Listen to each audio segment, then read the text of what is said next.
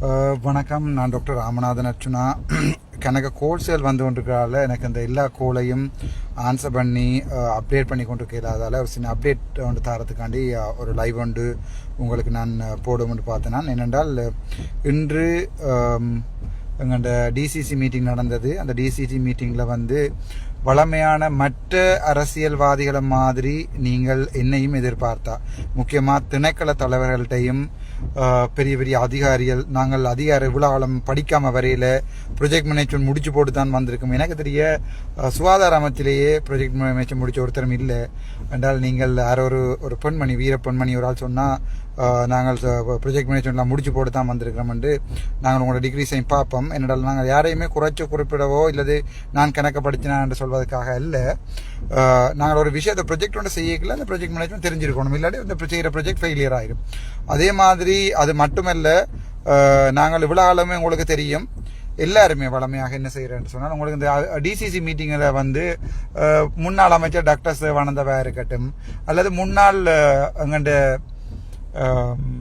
எங்களுடைய அரசியல்வாதிகள் யாருமே ஒரு என்ன சொல்றது, ஒரு குவாலிஃபிகேஷன் உள்ள அரசியல்வாதிகள் வந்து எப்பவுமே இருந்ததில்லை. அதுக்காண்டி நான் குவாலிஃபிகேஷன் உள்ள அரசியல்வாதி என்று சொல்ல வரையில, ஆனால் ஒரு டிசிசி மீட்டிங்கை வந்து கோஆர்டினேட் பண்ணிக்கல.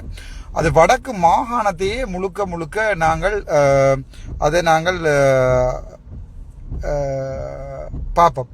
அப்போ நாங்கள் எடுக்கிற அந்த முடிவுகள் வந்து வடக்கு மாகாணத்தில் இருக்கிற முழு மக்களையும் பாதிக்கப்படும். அது எனக்கு ஓட் போட்டாக இருக்கலாம், என்பிபிக்கு ஓட் போட்டாக இருக்கலாம். அப்போ அங்கே ஒரு எங்களுடைய அரசு திணைக்களங்களில் மேலே வேலையிறார்கள் நினைக்கிறேன் என்றால் யாரும் எங்களை கேள்விக்கூடா, யாரும் எங்களோட கதைக்க இயலாது. முக்கியமாக நீங்கள் பார்த்துருப்பீங்கள், இன்றைக்கு எங்களுடைய எலக்ட்ரிசிட்டி போர்ட் இன்ஜினியர் சொன்னேன்னு சொன்னால் ஒருத்தர் எங்களை கேள்வி வைக்க இயலாது. அது மாதிரி பார்த்தீங்கன்னு சொன்னால் அந்த எங்களுடைய யாழ்ப்பாணத்தில் வந்து கலாச்சாரம் மண்டபம் காட்டி கொண்டிருக்கணும். 2 வருஷம் 5 வருஷம் ப்ரொஜெக்ட், இப்போ 5 வருஷம் ஆகுது. 2019 ஸ்டார்ட் பண்ணவே யாரும் எங்கள்கிட்ட கேட்கல. அதாவது சரி லெசன் லேர்ன் டாக்குமெண்ட் இருக்கான்னு இல்லை, பிஎஸ்எஸ்பி ப்ராஜெக்டில் எவ்வளோ காசு பாவிக்கல, இன்னும் 20 நாள் கிடைக்க நீங்கள் பாவிக்கலன்னு சொன்னால் 20 நாளில் 60 மில்லியன் பாவிப்போம். 20 நாளில் 60 மில்லியன் பாவிப்போம். அப்போ அது சம்பந்தமான மக்களுக்கு தெளிவுபடுத்தல் ஒன்றுமே இல்லை. முக்கியமாக நான் இன்றைக்கு சொல்ல வந்து இந்த மீட்டிங்கில் பார்த்தா தெரியும், இந்த துண்டு வட்டி போடுற யூடியூபர்ஸுக்கும் ஒரு சில ஊடகங்களுக்கு, முக்கியமாக உதயன் இந்த பேப்பர்களில் வந்து டிசிசி மீட்டிங்கை குழப்பினார் அர்ச்சுனான்றது. இப்போ நான் வந்து ஒரு அரசாங்கத்தின் எம்பியும் இல்லை, அதே நேரத்தில் எதிர்கட்சி எம்பியும் இல்லை, நான் மக்களுடைய எம்பி. அவ்வளோதான் நான் உங்களுக்கு தெளிவாக சொல்லிக்கொள்வேன், நான் மக்களுடைய எம்பி மட்டும்தான். அப்போ ஒரு மக்களுக்கு போய் சேர வேண்டிய நிதி இப்போ முக்கியமாக பார்ப்போம், எத்தனையோ ரோட்டுகள் வந்து போடப்படாமல் இருக்கு.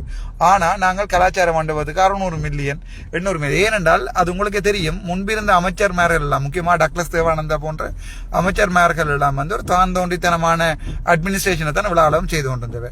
அவருடைய எடுபடியாகத்தான் இந்த அரச நிறுவனங்களில் வேலைகிற பெரிய ஆக்கள் தனக்கு விரும்பினாக்கள் எல்லாம் போட்டிருந்தவை. உதாரணமாக நான் கதைக்கலாம், முன்னாள் ஆளுநரை பற்றியெல்லாம் கதைக்கலாம், நான் கதைக்க விரும்பல. அப்போ முன்னாள் ஆளுநர் என்று சொல்லி கதைப்போம். இப்போ அவள் வந்து ஒரு ஸ்கூல் டிரான்ஸ்ஃபர் உண்டு, 50,000 ரூபா வேணும் என்று சொல்லி அடிப்படையான அப்போ கம்ப்ளைண்ட்ஸ் கூட எனக்கு வந்திருக்குது. நான் அது சம்பந்தமாக விரிவு ஆராய்ச்சி போட்டு நான் அது சம்பந்தமாக டிசிசி மீட்டிங்கில் பாராளுமன்றத்தில் பெரிய கேட்போம். அது மாதிரி ஒரு வைத்திய அதிகாரி சொல்லியிருக்கிறார், கடவுளே வந்தாலும் நாங்கள் உள்ளுக்க விட மாட்டோம் என்றால் நீங்கள் ஒரு கொலையும் செய்வீங்க, ஆனால் கடவுள் வந்து 2 கேட்க வந்தால் கூட மிஸ்டர் கடவுள் ப்ளீஸ் வெளியே போங்க என்று சொல்லுவீங்க. நீங்கள் எனக்கு அது விளங்கல். என்னென்றால் பொதுமக்கள் ஒரு விஷயத்தை விளங்கி கொள்ளணும். ஒரு பாராளுமன்ற உறுப்பினரா நான் வந்து ஒரு விஷயத்துக்கு அடிபடுறது வந்து என்னுடைய சொந்த லாபத்துக்கும் வந்து அரசியல் லாபத்துக்கும் இல்லை. ஏன்னா உங்களுக்கு வடிவா தெரியும், நான் என் அரசியல் ஆசைப்பட்டு வந்ததும் இல்லை, அரசியலில் நிற்கிற இவ்வளோ காலத்திலையும் வந்து நான் அரசியல் நோக்கங்களுக்காண்டி எந்த செயற்பாடுகளை செஞ்சதும் இல்லை. முக்கியமாக வேலையில்லா பட்டதாரிகள் 3000 பேர் இருக்கணும். அப்போது அவர்களிடம் கேட்கும்போது நான் சொன்ன விஷயம், தம்பி எலெக்ஷன் முடிய வாங்க கதைப்போம். இப்போ கதைச்சா நீங்கள் நினைப்பீங்க நாங்கள் உங்களோட எலெக்ஷன் போட்டு எடுக்கிறதுக்காண்டி நீங்கள் கையந்திரமாக இருக்கோ யாருக்கோ சப்போர்ட் பண்ணுங்க, முடிய வாங்கன்னு இப்போ வந்திருக்கிறார்கள். ஆனால் அவர்களை நான் கைவிட மாட்டேன், சொன்ன வார்த்தையை கைவிட மாட்டேன். அது மாதிரி 170 சுகாதார தொண்டர் ஊழியர்கள் வந்து என்னை கேட்டதால் நான் சாகும் வரைக்கும் என்னுடைய டிசிஷன்ஸ் மாறாது, நான் செய்ய மாட்டேன். ஸோ டிசிசி மீட்டிங் சம்பந்தமாக எழுதுபவர்கள் வந்து இப்போ நாங்கள் அதை யாருமே அரசு திணைக்களங்கள் இருக்கிறாக்களை குறை சொல்ல போகிறதில்ல. இப்போ உதாரணத்துக்கு உங்களுக்கு தெரியும், இப்போ டூரிசத்தில் வந்து மொத்தமாக 65 மில்லியன் ஒதுக்கப்பட்டிருக்கு. ஆனால் இந்த 11 மாதங்கள் 9 மில்லியன் தான் பாவிச்சிருக்கணும். அப்போ இங்கே இன்னும் 20 நாளில் மிச்சம் 54 மில்லியன் பாவிக்க போறீங்கன்னா அதை பற்றி எங்கள்கிட்ட கேட்கலாது. அதுக்கெல்லாம் நான் போய் சொல்ல மாட்டேன். அரசியல் தலையீடு, அதாவது அரச நிறுவனங்களுக்குள்ள அரசியல் தலையீடு இருக்கக்கூடாது. அரசியலால தான் மக்கள் ஆளப்படுகிறார்கள். அது அரச நிறுவனங்களா இருக்கலாம் அல்லது பொதுமக்களா இருக்கலாம். எல்லாருமே அதுதான் லெனின் வடிவா சொல்லியிருக்கிறார். உங்களுக்கு விருப்பமான அரசியலை நீங்க தேர்வு செய்யணும். வடிவா விளங்கிக் கொள்ளுங்கோ. அங்கஜனா இருக்கட்டும், டக்ளஸா இருக்கட்டும், யாரா இருக்கட்டும். எனக்கு கோயில் லெட்டராக என்ன கோயில் லெட்டரும் இல்லை, சித்தாபுரம் கட்டின தெரியல. மேபி என்ன சுட்டுச்சா கொண்டு போட்டு கோயில் கட்டுவீங்கன்னு நான் எதிர்பார்க்கிறேன். அது எனக்கு பிரச்சனை இல்லை. என்னென்றால் அரசியல்ன்றது நாங்கள் விரும்பி செய்கிற உண்டு. அந்த நாங்கள் விரும்பி செய்கிற அந்த அரசியலை வந்து எங்களுக்கு விருப்பம் இல்லாமல் நாங்கள் ஒரு ஓட், அது எங்களோட அடிப்படை உரிமை. நாங்கள் அந்த ஓட்டை பிள்ளையா போட்டுட்டோம்னா பிள்ளையான ஆக்கள் உங்களுக்கே தெரியும். இப்போ எல்லா கம்ப்ளைண்ட்ஸும் என்னோட தான் நான் சொல்லி கொண்டிருக்கிறேன். மெயின் வேற ஒருத்தர் போய் சொல்லல என்ற நீங்கள் பார்த்தீங்கன்னா நான் மக்களுக்காக உண்மையாக கதைப்பேன் ஒரே ஒரு நம்பிக்கையின் அடிப்படையில் இருந்தான். இப்போது கூட என்னோட அரசாங்கத்துக்கு நான் சப்போர்ட் பண்ணுவதும் அரசாங்கம் எனக்கு சப்போர்ட் பண்ணதுக்குரிய காரணம் நான் உண்மையான விடயங்களை அங்கே பாராளுமன்றமாக இருக்கட்டும் அல்லது டிசிசி மீட்டிங்காக இருக்கட்டும் அல்லது யார் வந்தாலுமே உண்மையான விடயங்களை கதைப்பேன் ஒரு அடிப்படையில் தான். இதால் எனக்கு எந்த லாபமும் வர போகிறதும் இல்லை. நான் இதால் நான் ஒன்றையும் கொண்டு போய் சேர்க்க போகிறதும் இல்லை. நாளைக்கு வந்து நான் யாருடைய லாபங்களையோ அதுகளையோ நான் இதை கொண்டு இதை வீடு கட்ட போறதும் இல்லை. இப்போ நான் என்ன எதிர்பார்க்கிறேன்டா 2025ஆம் ஆண்டுலேருந்து 2030ஆம் ஆண்டு, அதாவது 29ஆம் ஆண்டு வரைக்கும் உரிய இனிவார காலங்களில் நாங்கள் செயற்படுத்தப்படுற திட்டங்கள் எல்லாம் பொதுமக்களுக்கு அது விளங்கப்படுத்தப்பட்டு பொதுமக்களோட கருத்துக்களும் எடுக்கப்பட்டு பொதுமக்களோட பிரதிநிதிகளும் அனுப்பப்பட்டு மற்றது நான் பொதுமக்களோட கதைப்பேன். நான் எப்பவுமே பொதுமக்கள் சார்பாக தான் இருப்பேன். அப்போ எங்களுடைய வாக்காளர் பெருமக்களுக்கும் முக்கியமான என்னன்னு சொன்னால், நீங்கள் நம்பி வாக்களித்திருக்கிறது என்பிபி அரசாங்கத்துக்கு. எனக்கு 27,000 வாக்குகள்.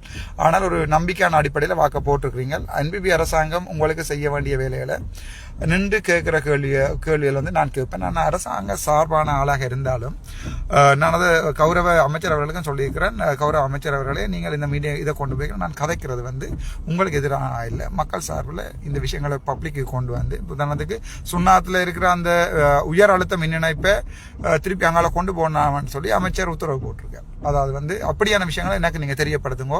என் dr.arjun@gmail.comக்கு இமெயில் போடுங்க அல்லது எனக்கு வாட்ஸ்அப்பில் மெசேஜ் போடுங்க அல்லது கால் பண்ணுங்க. நான் ஒரு பாராளுமன்ற உறுப்பினர். எனக்கு இந்த இன்னும் சம்பளம் கூட கிடைக்கல. என் சொந்த பெட்ரோலில் சொந்த காசில் தான் நான் எல்லா இடமே தெரிகிறேன். அது தவிர முக்கியமாக என்னோட வெளிநாட்டில் இருந்து அனுப்பின ஒரு சில ஆக்கள் செய்த உதவியில் இருக்கிற காசுலாம் பெட்ரோல் அடிச்சுன்னு போகிறேன். நான் சாப்பிட்ற காசுமா தான் உண்மையானது தான். நான் போய் சொல்லல. என்னுடைய சம்பளம் இது வரைக்கும் தெரியல, எவ்வளோ சம்பளம் பெறுமான்னு தெரியாது. கொழும்புக்கு ஜாழ்ப்பாணம்னு சொல்லி ட்ராவல் பண்ணணும். நான் ஒரு டிரைவரை வச்சு சுகபோக வாழ்க்கை கூட இல்லை, நான் தான் ட்ரைவ் பண்ணுறேன். இப்போ கூட மன்னாருக்கு வந்து ஒரு முக்கியமான இன்டர்வியூ ஒன்றை வச்சுட்டு திருப்பி மன்னாரில் இருந்து திருப்பி ஜாழ்ப்பாணம் போய் கொண்டிருக்கிறேன். அதை விட திங்கட்கிழமை வந்து வழக்குக்கு வந்து நம்ம அழைக்கப்பட்டிருக்கிறேன். ஸோ அந்த வழக்குக்கு திங்கட்கிழமை நான் ஆஜராகுவேன். அதையும் தவிர இந்த நான் செய்யப்படுகின்ற சகல இதுகளையும் வந்து நான் உங்களுக்கு நேர்மையாகவும் உண்மையானதாகவும் மக்கள் சார்பிலையும் கதைப்பேன். ஸோ அந்த என்ன குறப்படிக்கிறார்கள், தயவுசெய்து உங்களோட மனச்சாட்சியை தொட்டு கேளுங்கோ.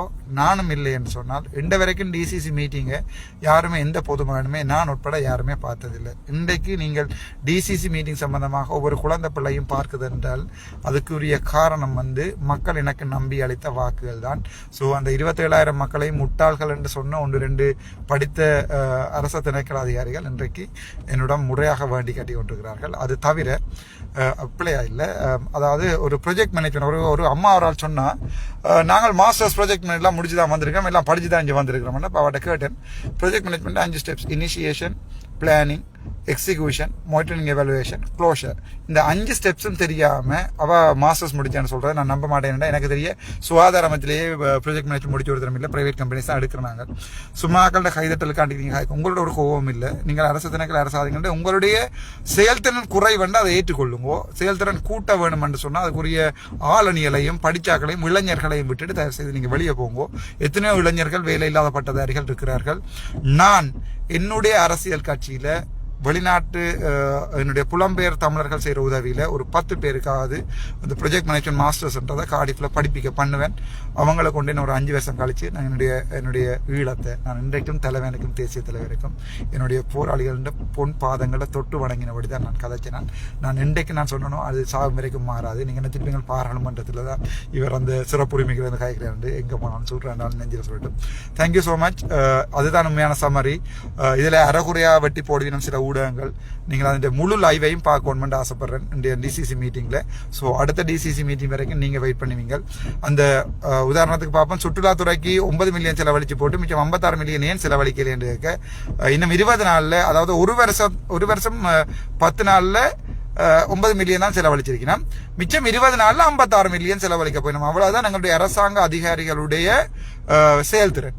அதே மாதிரி நீங்கள் பாத்தீங்கன்னு சொன்னால் சுகாதாரம், உதாரணத்துக்கு மாகாண சுகாதார அமைச்சு எடுத்தா மொத்தம் ஏதோ 120 மில்லியன்ல இப்ப இன்னொரு 80 மில்லியன் செலவழிக்காம இருக்கு. சோ அது என்ன செய்ய போறீங்கன்னு சொன்னால் நாங்கள் அதை பாக்குறீங்க. ஆனால் சாவச்சேரி வைத்தியசாலையா இருக்கட்டும், உள்ளக வைத்தியசாலையில் ஒன்றிலையுமே மருந்து இல்லைன்னு மக்கள் எல்லாம் வெளியால போய் மருந்து எடுக்கிறார்கள், மருந்துகள் வேண்டுகிறார்கள். எலிக்காய்ச்சல் வருதுன்னு சொல்லி பீதியை கிளப்பி கொண்டுகிறார்கள். எலிக்காய்ச்சலை பற்றி பயப்பட வேண்டாம், அது ஏற்கனவே இருந்த காய்ச்சல் தான். இது ஒன்றும் அதாவது சுகாதாரத்துறையை பற்றி யாராவது கதைக்க வந்த உடனே கொரோனா வருகிறது கதைக்க வேண்டாம் என்றார்கள். அது பிறகு சொல்ற இது எலிக்காய்ச்சல் வருகிறது கதைக்க வேண்டாம் என்று. இதே எலிக்காய்ச்சல் விலகாலம் வந்தது, முக்கியமாக அனுராதபுரம், புலனறுவை போன்ற இடங்களில் இந்த எலிக்காய்ச்சல் சாதாரணமான ஒரு நோய். அதுக்கு டொக்சிசைக்கிள் எனப்படுகின்ற மருந்து நீங்க ஒரு நாளைக்கு காலமை விரும்பப்படி பிடி அல்ல சிங்கிள் டெய்லி டோஸ் எனக்கு மெடிசன் மறந்துச்சு, அதை நீங்கள் ஒரு 3 நாளைக்கு 5 நாளைக்கு குடிச்சு அந்த காய்ச்சல் இல்லாமல் போயிடும். அவ்வளவுதான். அதுக்கு நீங்க பயப்படுத்தவில்லை. 24 மத்தியால உங்களுக்கு காய்ச்சல் இருந்துச்சுன்னு சொன்னா உடனடியாக தயவு செய்து நீங்கள் 24 மணித்தியாலம் தாண்டின உடனே அருகில் இருக்கிற ஹாஸ்பிட்டலுக்கு போகும்போது அங்கே போய் ஃபுல் பிளட் கவுண்ட் எடுத்து பாருங்க. டெங்கு மாதிரியே பிளேட்லெட்டும் WBC கவுண்ட்டும் குறைஞ்சிருக்கும். அது சம்பந்தமான வைத்தியர்கள் தங்களுடைய கடமையை செய்வார்கள். வைத்தியர் செய்கின்ற கடமையை வைத்திய அதிகாரிகள் தாங்கள் சொல்லித்தான் அந்த கடமையை செய்யறது இல்லை. 99 விதமான வைத்தியர்கள், 90 விதமான வைத்தியர்கள் தங்களுடைய கடமையை வடிவாத்தான் செய்கிறார்கள்.